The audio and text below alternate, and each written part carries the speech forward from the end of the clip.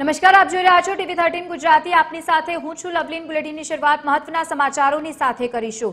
સ્થાનિક સ્વરાજની ચૂંટણીઓને લઈને તૈયારીઓનો ધમધમાટ શરૂ થઈ ગયો છે। બીજી તરફ પંચાયત વિભાગ અને ચૂંટણી પંચે પણ તૈયારીઓ શરૂ કરી દીધી છે। સ્થાનિક સ્વરાજની ચૂંટણી માટે 1 મહિનામાં શરૂ કરાશે સીમાંકન, તો બીજી તરફ ઓબીસી સહિત એસસી અને એસટી અનામત બેઠકોમાં રોટેશન થશે।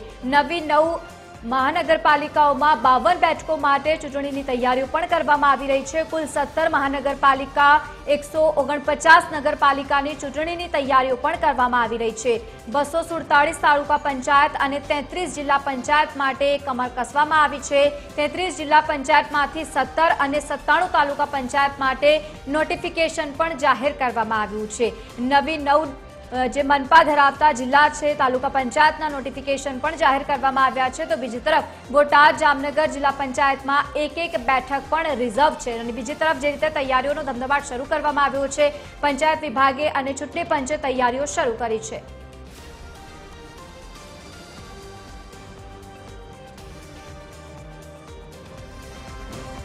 તો આજ મુદ્દે એસોસિએટ એડિટર સોનલ અનડકટ આપણી સાથે લાઈવ જોડાયા છે। સોનલ, સ્થાનિક સ્વરાજની ચૂંટણીઓને લઈને તૈયારીઓ ધમધમાટ જે ચાલી રહ્યો છે, કેવા પ્રકારની અપડેટ્સ આપની પાસે?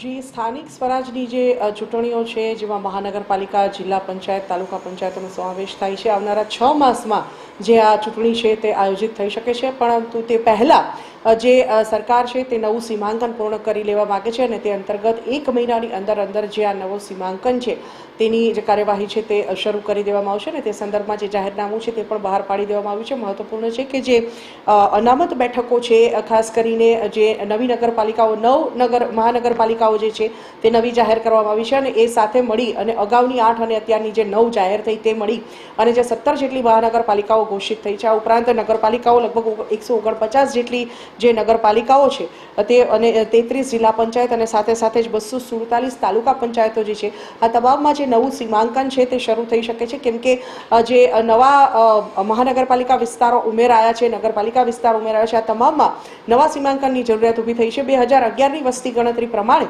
જે આ નવું સીમાંકન છે તે શરૂ કરવામાં આવશે। 1 મહિનાની અંદર જે આ સીમાંકન છે તે શરૂ કરાશે। મહત્વપૂર્ણ છે કે દરેક જે મહાનગરપાલિકાઓ છે ત્યાં મદદનીશ મતદાર નોંધણી અધિકારીની પણ નિમણૂક કરવામાં આવી છે અને આ જે નિમણૂક થઈ છે તેને સીધે જ નવા સીમાંકનની તૈયારીના ભાગરૂપે જોવામાં આવી રહી છે અને તેના ભાગરૂપે જે આ નવું સીમાંકન છે તે જો શરૂ થાય છે તો એક જે મહત્વપૂર્ણ માહિતી હાલના તબક્કે સામે આવી રહી છે, એક અંદાજ પ્રમાણે જે મહાનગરપાલિકા વિસ્તાર છે તેમાં 13 વોર્ડ અને 52 બેઠકો હોઈ શકે છે અને ખાસ કરીને સૌથી વધુ અસર જે થશે એસસી, એસટી અને ઓબીસી બેઠકો કે જે અનામત બેઠકો છે, એ અનામત બેઠકોનું જે સીમાંકન છે તે શરૂ થશે અને તેની સીધી અસર થશે રાજકીય પક્ષોના જે જ્ઞાતિ સમીકરણો છે તેના પર। કેમ કે એસસી, એસટી, ઓબીસી અનામતના કારણે જે પ્રકારે અગાઉ ગ્રામ પંચાયતની ચૂંટણીઓ અટકી પડેલી હતી, હવે જ્યારે નવું સીમાંકન શરૂ થવા જઈ રહ્યું છે ત્યારે આ જ મુદ્દો ત્યાં લાગુ કરવામાં આવશે અને તેના ભાગરૂપે જે બેઠકો છે તેમાં એસસી, એસટી અને ઓબીસીનું જે બેઠકોનું સીમાંકન છે તેમાં ફેરફાર મોટા પાયે આવશે અને તેની સીધી અસર